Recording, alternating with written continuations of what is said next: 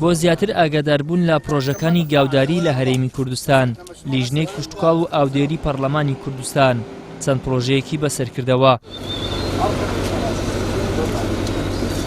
ئەم چاڵاکەی لیژنەی کشتوکاڵی پەرلەمان لە کاتێکدایە لە جەژنی پیرۆزی قوربان نزیک دەبینەوە و مەیدانەکانی کڕین و فرۆشتنی ئاژەڵان جموجۆڵی زیاتر بە خۆیەوە دەبینن.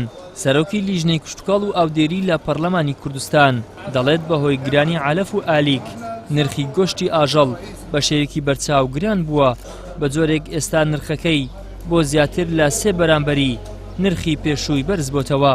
ئەوەی ئێرە زیاتر هەر گۆلکە بۆ بەخێوکردن و گەورەکردنیەتی بۆ گۆشت کە بەڕاستیمە کە بەدواداچوونمان بۆ کردووە دیارە بەهۆی گرانبوونی ئالیک و بابەتەکانی دیکە ئێستاوانش گران لەسەریان وەستاوە کە پێشتر بۆ نمونە یەک تەن عەلەف بە 220,000 بوو، بەڵام ئێستا بە 750,000. لە کاتێکدا کە بە 220,000 بووە چلوی گۆشت لێوان بە نزیکی 3,500-4,000 دینار بووە، بەڵام ئێستا دەڕوا بۆ 12,000 و زیاتریش.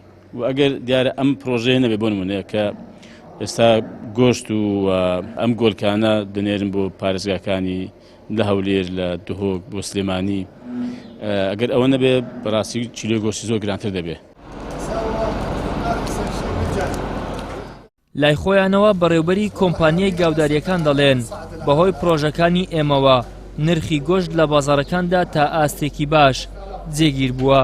ئەگەر حکوومەتی هەرێمیش پاڵپشتی زیاترمان بکات ئەوە دەتوانین نرخی گۆشتی سوور زیاتر دابەزێنین.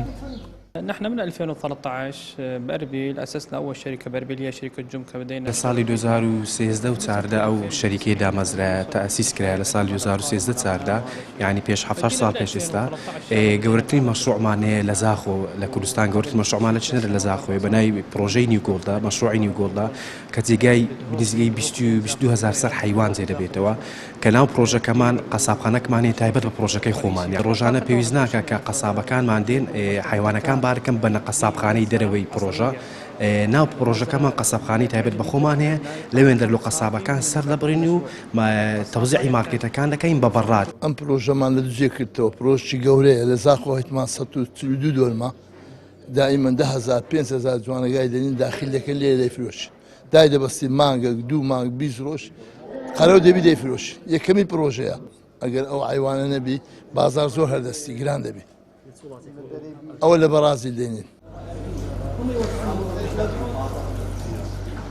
ساڵێکە بە پلانێکی دژ بە بەرژەوەندی گشتی هاوردەکردنی ئاژەڵ زۆر قورس کراوە و باج و ڕسوماتێکی زۆری خراوەتە سەر. ئەمە جگەلەوەی هێنانی ئالیک بۆ 2 کۆمپانیا قۆرخ کراوە بەمەژ لا دوولاوە.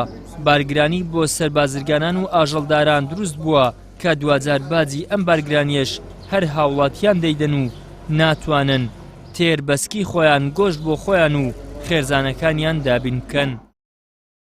ئیدریس محەممەد، کەناڵی ئاسمانی پێام، هەولێر.